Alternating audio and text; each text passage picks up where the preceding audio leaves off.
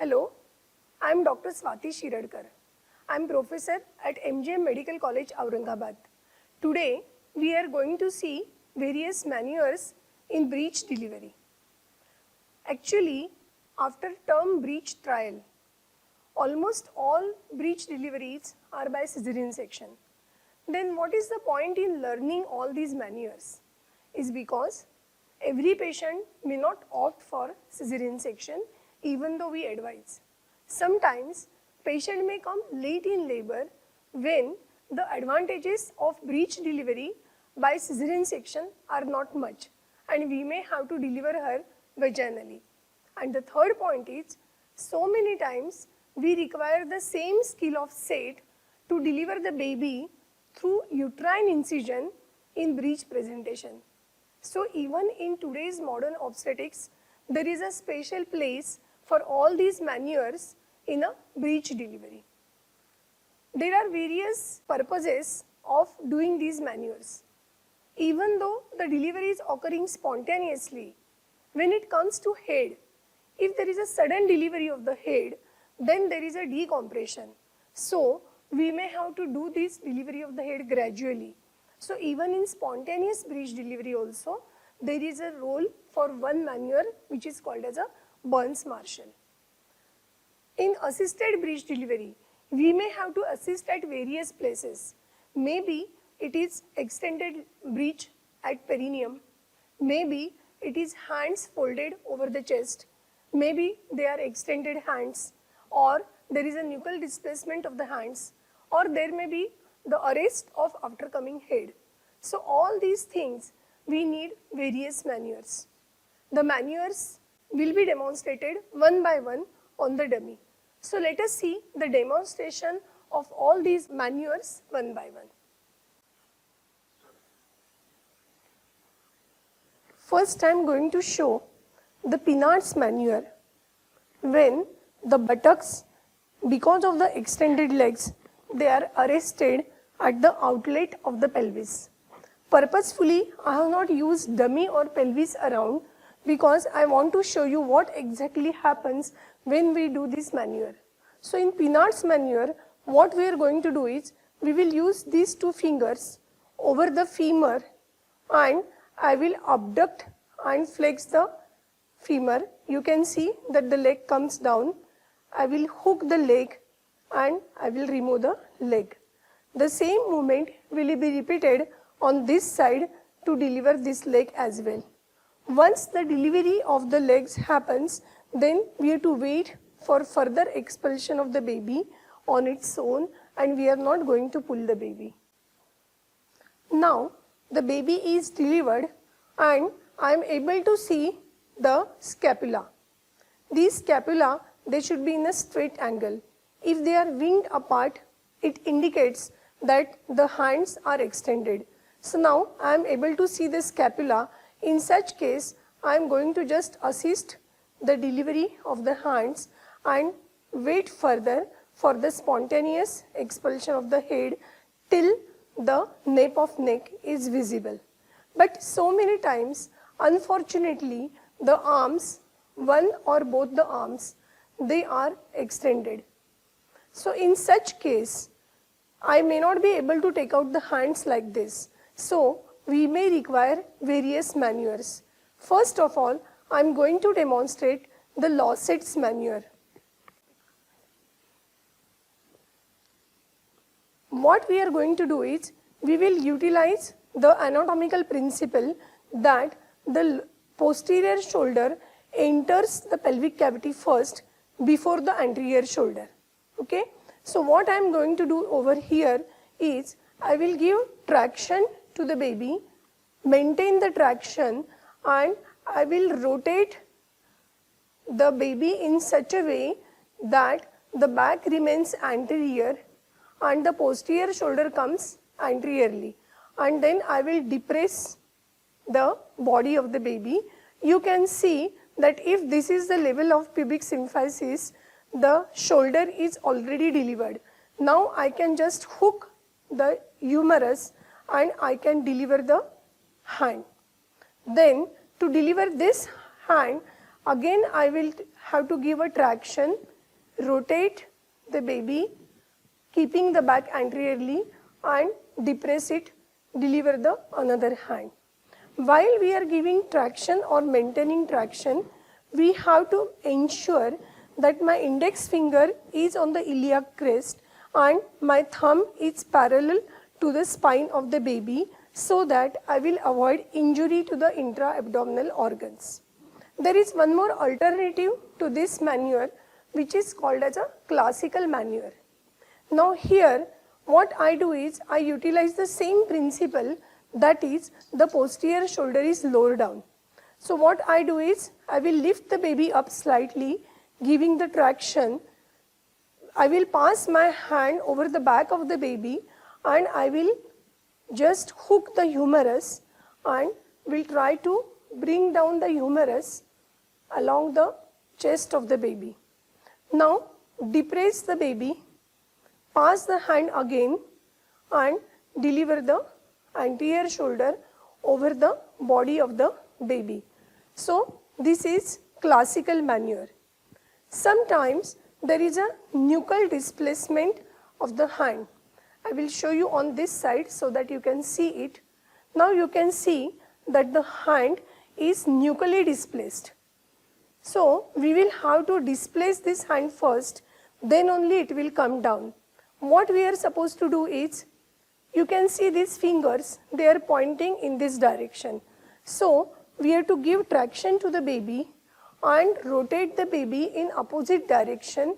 When the pelvis is limiting, the hand will be kept over here, and while I am rotating the baby, the nuchal displacement will come over here. And then by using classical method, I can pass my hand like this, hook the humerus and deliver the hand. So there are three maneuvers which will demonstrate the delivery of extended hands. Now you can see for the delivery of head, if you can visualize this nape of neck beneath the pubic symphysis, this means that the head is almost out of the pelvic cavity, and we have to just observe that there should not be a sudden expulsion of the head which will cause decompression. So what I am doing is, I will hold the baby like this, my index finger in between two legs of the baby, and I will be holding baby like this. I will maintain traction and I will just slightly move the baby over the abdomen of the mother. You can see here that the head of the baby is already delivered. This is called as Burns-Marshall technique. But sometimes this nape of neck is not visualized. It may be because the head is not well flexed. So we may have to assist in flexion of the head. Now just for demonstration purpose, I will be lifting baby slightly up. I can show you my two fingers. I am putting them over the maxilla like this. Okay? When I put my fingers over the maxilla, I can flex the head of the baby. You can see that I was able to flex it. Now my other hand, the index finger, it will be on one shoulder, the middle finger will be on the spine, and other two fingers, they will be supporting the shoulder. And now first I will give the downward traction and then I will turn the baby like this so that the baby is delivered. Now I am going to demonstrate the safest delivery of after coming head, and that is by forceps. We have to lift the baby slightly up parallel to the horizontal with the help of the towel. Anyways, when the body of the baby is getting delivered in breech, we have to cover the baby with the towel. Okay, can you hold it like this? Just hold it like this.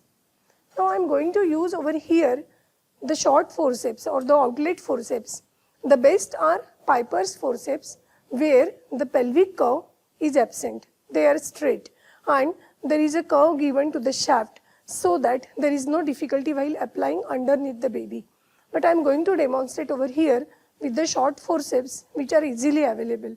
So what I will be doing is, I will be guiding the blade of forceps with my fingers. I will go beneath the body of the baby and I will be passing the blade in the place over the ears of the baby. Okay. Now the second blade will go above the first blade and I will be passing it over the head of the baby. I will like to lock the blades, and now the first direction is downwards and then the direction is upwards, like this I will be delivering the head. There is one more method for the extended legs which is called as Brett's maneuver, where the interference or intra-vaginal manipulations are minimum. What I am going to do is, I will wait till the baby is delivered up to umbilicus. Then I will hold whole of the baby with my two hands. Again same principle, my thumb is parallel to the spine. And then I will give a very gradual traction to the baby like this. And then I will move it upwards. So the baby is delivered with the extended legs only. Only thing is that if along with the extended head, if the hands are also extended, then this maneuver is not possible. This is called as Brett's maneuver. The dictum is in breech delivery is the back should never go posteriorly. But sometimes it happens that the breech delivery, if it is unattended, the back may go posteriorly. In such case, it is very difficult to deliver the head out. Then what we are going to do is, we will take help of the assistant who will give a suprapubic pressure in backward and downward direction, which will increase the flexion at neck. Now I will hold the body of the baby and pressure continue rakho. I will hold the body of the baby and I will move it over the abdomen of the mother, which is called as Prague's maneuver. So this Prague's maneuver is used when the back is going posteriorly. Sometimes it happens that the baby with extended legs, it comes out because it is compressible through incompletely dilated cervix, and then the baby gets trapped, the head gets trapped because the cervix is gripping over the neck. Now what we can do over here, we can give cut to the cervix. Where to give this cut? First at 10 o'clock position, if there is the grip is released, then one incision is okay. If it is not enough, we can give another incision at 2 o'clock position. Why this position is important? Because if you go directly laterally, then if our incision gets extended, it will be getting extended to the uterine arteries. So we have to be careful that it should be at 10 and 2 o'clock position. Once we give this incision, the grip will not be there, it will be released.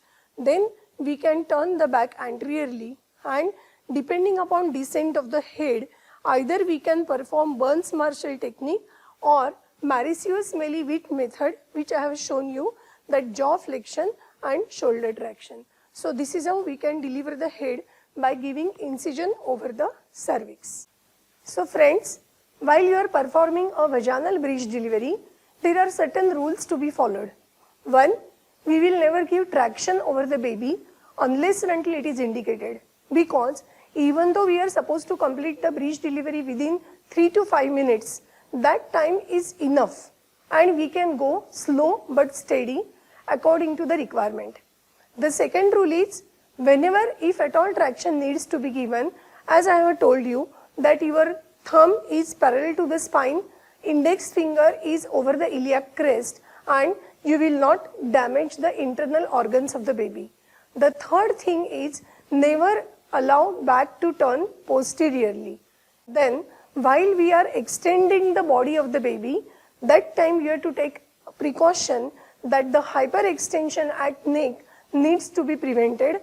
Otherwise, the fracture of the cervical spine and damage to the baby will be there.